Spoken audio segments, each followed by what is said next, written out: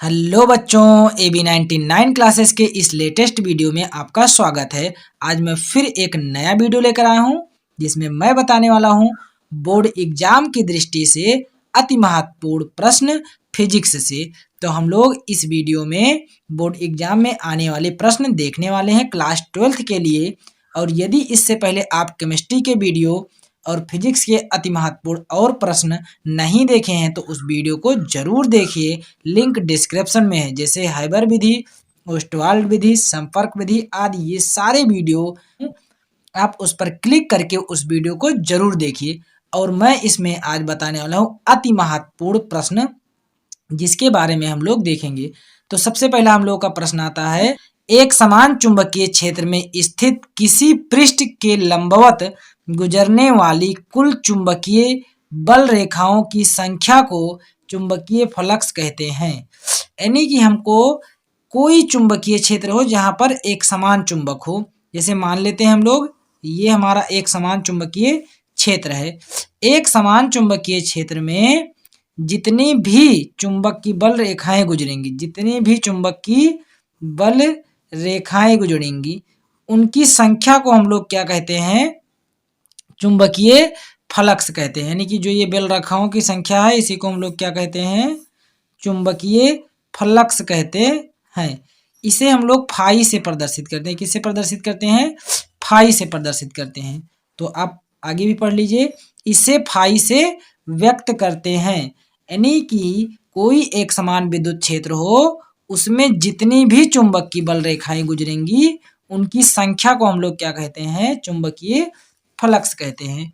इसके बाद में हम लोग का मोस्ट इंपॉर्टेंट दूसरा क्वेश्चन आता है, भंवर धाराओं से आप क्या समझते हो। यानी कि आप भंवर धारा के बारे में बताइए।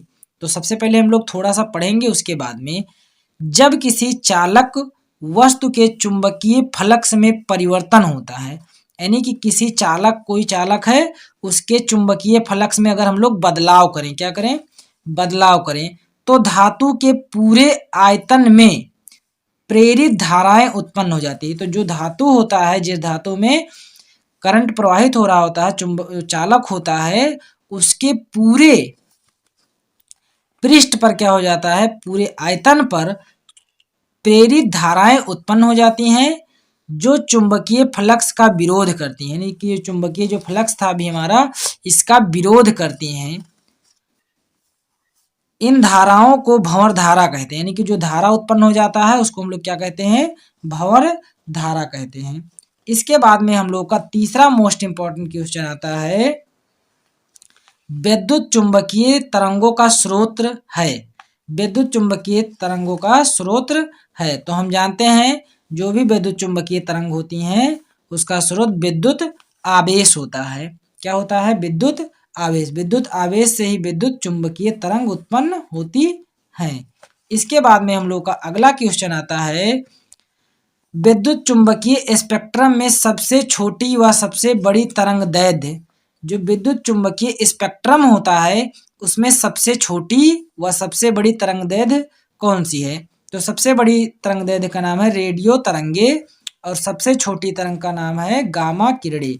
तो इसको भी आप याद कर लेना क्योंकि ये बहुत ही महत्वपूर्ण है। और इसके पहले आप वीडियो नहीं देखे हैं तो वीडियो को जरूर देखिए, उस वीडियो को। इसके बाद में हम लोग का मोस्ट इंपॉर्टेंट क्वेश्चन एक आता है जिसमें लिखा हुआ है, चुंबकीय याम्योत्तर की परिभाषा। हमको बताना है चुंबकीय याम्योत्तर क्या है। तो किसी स्थान पर अपने गुरुत्व केंद्र से, ये गा है, गुरुत्व केंद्र से स्वतंत्रता पूर्वक लटकाई गई चुंबक के चुंबकीय अक्ष से गुजरने वाली ऊर्ध्वाधर तल को चुंबकीय याम्योत्तर कहते हैं। यानी कि हम लोग किसी स्थान पर गुरुत्वाकर्षण, जैसे हम लोग जानते हैं पृथ्वी जो होता है, इस पृथ्वी पर गुरुत्वीय बल होता है, तो ऊर्ध्वाधर लटकाया जाए कोई वस्तु, क्या किया जाए, ऊर्ध्वाधर यानी कि लंबवत लटकाया जाए।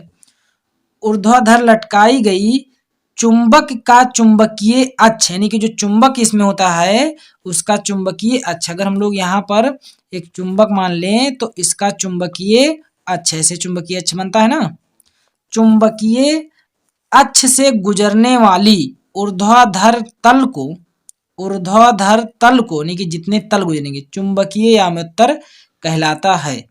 ठीक है, तो ये मोस्ट इंपॉर्टेंट क्वेश्चन है, तो इसको जरूर देखना। इसके बाद में हम लोग का अगला आता है जो बहुत ही महत्वपूर्ण है, और इससे पहले मैं पूछना चाहता हूं कि कितने प्रश्न आपको आता है उसको कमेंट जरूर कीजिएगा कि मुझे इतने क्वेश्चन इसमें से आता था। ठीक है, तो इसके बाद हम लोग का अगला क्वेश्चन आता है नतिकोण किसे कहते हैं। ये बहुत ही वेरी वेरी इंपॉर्टेंट है, वेरी वेरी इंपॉर्टेंट क्वेश्चन है, इसको जरूर से आप नोट कर लीजिए कि नतिकोण किसे कहते हैं। नतिकोण वह कोण है जो चुंबकीय याम्योत्तर, सबसे पहले हम लोग ये समझ ही लेते हैं थोड़ा सा। जैसे ये मान लेते हैं पृथ्वी है, और पृथ्वी का हम लोग जानते हैं एक तरफ नॉर्थ होता है और एक तरफ साउथ होता है। हम मान लेते हैं कि ये एक नॉर्थ है और उसके बाद में ये साउथ है। तो चुंबकीय याम्योत्तर में पृथ्वी की चुंबकीय क्षेत्र, पृथ्वी की जो चुंबकीय क्षेत्र है साउथ और नॉर्थ, तथा क्षैतिज दिशा के बीच बना कोण, तथा क्षैतिज दिशा के बीच बना कोण। देखो ये जो होता है कुछ इस प्रकार से होता है। हम लोग एक बार दूसरी जगह पर बना लेते हैं। जैसे कि ये है पृथ्वी, पृथ्वी पर जो चुंबकीय क्षेत्र होता है वो कुछ इस प्रकार से होता है। ठीक है, यहाँ पर ये होता है नॉर्थ और ये होता है साउथ। इसका जो क्षैतिज रेखा होता है, यहाँ पर देखेंगे हम लोग, ये है एक क्षैतिज रेखा। अब इसके बीच जो बना कोण है, इसके बीच जो बना कोण है, इसी को हम लोग क्या कहते हैं, नतिकोण कहते हैं। तो हम लोग वही बात लिखे हैं कि नतिकोण वह कोण है जो चुंबकीय याम्योत्तर में पृथ्वी की चुंबकीय क्षेत्र की दिशा तथा क्षैतिज दिशा के बीच बनता है। चुंबकीय क्षेत्र की दिशा और क्षैतिज दिशा के बीच बनता है, नतिकोण कहलाता है। तो इस क्वेश्चन को आप जरूर से जरूर याद कर लीजिए। इसके बाद में हम लोग का अगला क्वेश्चन आता है दिक्पात कोण से क्या तात्पर्य, यानी कि आप दिक्पात कोण से क्या समझते हैं। तो पृथ्वी की सतह पर किसी स्थान पर, यानी कि पृथ्वी की सतह पर हम लोग किसी स्थान पर, ये मान लेते हैं पृथ्वी की सतह किसी स्थान पर भौगोलिक याम्योत्तर, यानी कि जो पृथ्वी की याम्योत्तर हम मान लेते हैं ये पृथ्वी की याम्योत्तर है, तथा चुंबकीय याम्योत्तर, यानी कि हम लोग इसके साथ एक चुंबक रखें तब चुंबकीय याम्योत्तर के बीच बना कोण दिक्पात कोण कहलाता है। जैसे कि हम जानते हैं पृथ्वी पर नॉर्थ और साउथ होता है, यानी कि दक्षिण और उत्तर होता है, और हम लोग यदि किसी चुंबक को लेते हैं तो वो भी दक्षिण और उत्तर में जाके रुकता है। तो जो पृथ्वी की याम्योत्तर होती है, पृथ्वी की जो दिशा होती है दक्षिण और उत्तर की, और जो चुंबक की उत्तर और दक्षिण की दिशा होती है वो थोड़ा से हटके होता है। तो उन दोनों के बीच जो बना कोण होता है उस कोण को हम लोग क्या कहते हैं, दिक्पात कोण कहते हैं। तो पृथ्वी की सतह पर किसी स्थान पर भौगोलिक याम्योत्तर, यानी कि ये वाला, तथा चुंबकीय याम्योत्तर, यानी कि ये वाला, के बीच बना कोण दिक्पात कोण कहलाता है। यानी कि इसके बीच जो बना कोण है इसको हम लोग क्या कहते हैं, दिक्पात कोण कहते हैं। इसे अल्फा से प्रदर्शित करते हैं। इसे हम लोग किससे प्रदर्शित करते हैं, अल्फा से व्यक्त करते हैं, नहीं कि अल्फा से प्रदर्शित करते हैं। ये जो होता है न्यून कोण होता है। क्या होता है, न्यून कोण। देखो यहाँ लिखे हैं के बीच बना न्यून कोण दिक्पात कोण कहलाता है। ठीक है, इसके बाद में हम लोगों का अगला क्वेश्चन आता है, एक नंबर में पूछ लेता है ठोसों में उपस्थित बैंडों का नाम, यानी कि जो ठोस होता है उसमें कौन कौन से बैंड उपस्थित होते हैं। तो ठोसों में चालन बैंड और संयोजी बैंड होता है, ये अंक का बिंदी है, चालन बैंड तथा संयोजी बैंड। तो आप इसमें जो भी क्वेश्चन मैं लिखा रहा हूँ उस क्वेश्चन को आप जरूर से जरूर देख के जाइए। इसके बाद में हम लोग का आता है संधारित्र किसे कहते हैं। हम लोग इसको अपने घरों में देखे होंगे कि संधारित्र क्या होता है, लेकिन हमारे समझ में नहीं आता है। तो हम लोग समझते हैं, हमारे घरों में एक पंखे, जो हमारा फैन होता है, ये जो हमारा फैन होता है लगा होता है, इसके ऊपर हम लोगों ने देखा होगा एक सफ़ेद सफ़ेद डिब्बी के जैसा लगा होता है, ऐसे दो तार निकला होता है, यहाँ पर एक सफ़ेद सफ़ेद लगा होता है पंखे के ऊपर। इसको हम लोग कहते हैं कंडेंसर। घरों में क्या कहते हैं, कंडेंसर। इसी को हम लोग फिजिक्स में क्या कहते हैं, संधारित्र कहते हैं। तो हम लोग समझ लेते हैं। संधारित्र एक ऐसी युक्ति है जिससे किसी चालक के आकार में परिवर्तन किए बिना उसमें संचित ऊर्जा को बढ़ाया जा सकता है। इसे C से व्यक्त करते हैं। हम लोग समझते हैं थोड़ी बात। ये हम मान लेते हैं कोई चालक है, चालक मतलब तार है। अब हमारे पास तार पतला है और हमको अधिक ऊर्जा की आवश्यकता है, यानी कि अधिक वोल्टेज की आवश्यकता है। तो हम लोग बिना इस चालक में परिवर्तन किए ऊर्जा को कैसे बढ़ा सकते हैं? तो हम लोग यहाँ पर कंडेंसर लगा देंगे, यानी कि संधारित्र लगा देंगे। तो ये क्या करेगा, बिना इस चालक में परिवर्तन के, यानी कि बिना तार की मोटाई बढ़ाए या लंबाई बढ़ाए, कुछ भी बढ़ाए, यहाँ पर ऑटोमेटिक स्पीड बढ़ जाती है। आप ऐसा चेक भी कर सकते हैं, अगर लाइट कम है तो आप एक संधारित्र लगाते हैं अपने फैन के पास तो पंखा तेजी से चलने लगता है। क्यों? क्योंकि ये संधारित्र एक ऐसी युक्ति है जो बिना चालक में परिवर्तन किए ही संचित ऊर्जा को बढ़ा देता है। तो वही बात लिखे हैं, संधारित्र एक ऐसी युक्ति है जिससे किसी चालक के आकार में परिवर्तन किए बिना, यानी कोई परिवर्तन ना करें, उसमें संचित ऊर्जा को बढ़ाया जा सकता है। इसे C से व्यक्त करते हैं। C बराबर होता है Q/V, यानी कि आवेश बटे वोल्ट, है ना। और इसका जो मात्रक होता है कूलाम प्रति वोल्ट होता है। ठीक है, तो यहाँ तक आप लिख लीजिए। इसके बाद में हम लोग का अगला क्वेश्चन आता है, और यदि आ रहा हो तो प्लीज वीडियो को लाइक कर दीजिए। और हम लोग देखते हैं अगला क्वेश्चन। तो हम लोग का अगला क्वेश्चन है, सेल के विद्युत वाहक बल की परिभाषा। हमको बताना है सेल का विद्युत वाहक बल क्या है। तो बिल्कुल आसान, एकांक आवेश को पूरे परिपथ में सेल सहित सेल द्वारा दी गई ऊर्जा, यहाँ पर ऊर्जा ऐसे होना चाहिए, ऊर्जा को सेल का विद्युत वाहक बल कहते हैं। इसे E0 से प्रदर्शित करते हैं। बिल्कुल परेशान नहीं होना है, हम लोग समझ ही लेते हैं। देखिए, कह रहा है कि एकांक आवेश को, यानी कि कुछ भी आवेश है, मान लेते हैं एक बैटरी है, ये एक बैटरी है, ये एक बैटरी, इसके अंदर इलेक्ट्रोड लगा होता है, और ये है एक वायर जिससे एक बल्ब लगा हुआ है। क्या लगा हुआ है? बल्ब लगा हुआ है। तो एकांक आवेश को पूरे परिपथ में, यानी कि यहां से लेकर के इस पूरे परिपथ में, इस पूरे परिपथ में सेल सहित, यानी कि सेल के अंदर भी, सेल के अंदर यानी कि बैटरी के अंदर भी, यहाँ प्लस से माइनस की तरफ जाता है और यहाँ पर माइनस से प्लस की तरफ जाता है। सेल सहित सेल द्वारा दी गई ऊर्जा, यानी कि सेल द्वारा जितनी बैटरी द्वारा पूरी ऊर्जा दी गई है, सेल का विद्युत वाहक बल कहते हैं। इसे E0 से प्रदर्शित करते हैं। तो मैं ऐसा करता हूं, ये समझ में आया होगा कि सेल के परिपथ और सेल के अंदर, यानी कि सेल सहित दी गई कुल ऊर्जा को हम लोग क्या कहते हैं? सेल का विद्युत वाहक बल कहते हैं। इसके बाद में हम लोग का अगला क्वेश्चन आता है, टर्मिनल विभवांतर किसे कहते हैं? ये भी बहुत ही महत्वपूर्ण क्वेश्चन है। तो बस थोड़ा सा अंतर है इन दोनों में। एकांक आवेश को दो टर्मिनलों के बीच, एकांक आवेश को दो टर्मिनलों, टर्मिनल मतलब यही जो बैटरी के अंदर लगा होता है, जो बैटरी के अंदर ये लगा होता है, इसको हम लोग क्या कहते हैं? टर्मिनल कहते हैं।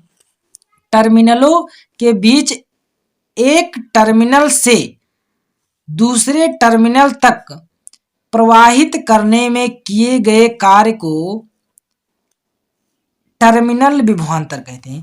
देखना ध्यान से, एकांक आवेश है, यानी कि कुछ आवेश है, उसको एक टर्मिनल से दूसरे टर्मिनल तक पहुंचाने में, यानी कि प्रवाहित करने में जितना कार्य करना पड़ता है, उसे हम लोग क्या कहते हैं? टर्मिनल विभवांतर कहते हैं। क्या कहते हैं?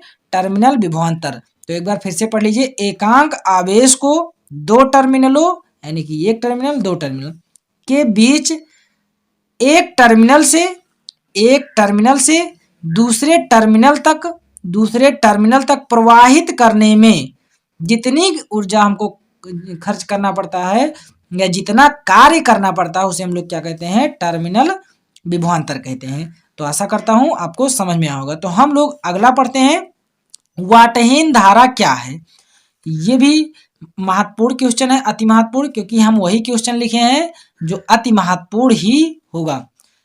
जब किसी प्रत्यावर्ती धारा परिपथ में धारा प्रवाहित करने पर कोई शक्ति क्षय ना हो तो परिपथ में प्रवाहित धारा को वाटहीन धारा कहते हैं।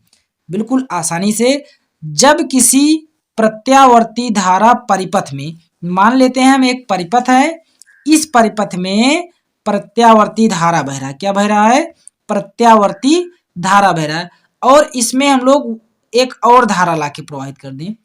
एक तो प्रत्यावर्ती धारा बह रहा है, प्रत्यावर्ती धारा मान लेते हैं ऐसे था, यहां से जा रहा है क्या? प्रत्यावर्ती धारा। अब इसमें एक और धारा हम लोग जोड़ दें जो प्रत्यावर्ती नहीं, नॉर्मल धारा हो, और इसमें कोई ऊर्जा का नुकसान ना हो तो हम लोग ऐसे धारा को क्या कहते हैं? वाटहीन धारा कहते हैं। एक बार फिर से पढ़ते हैं।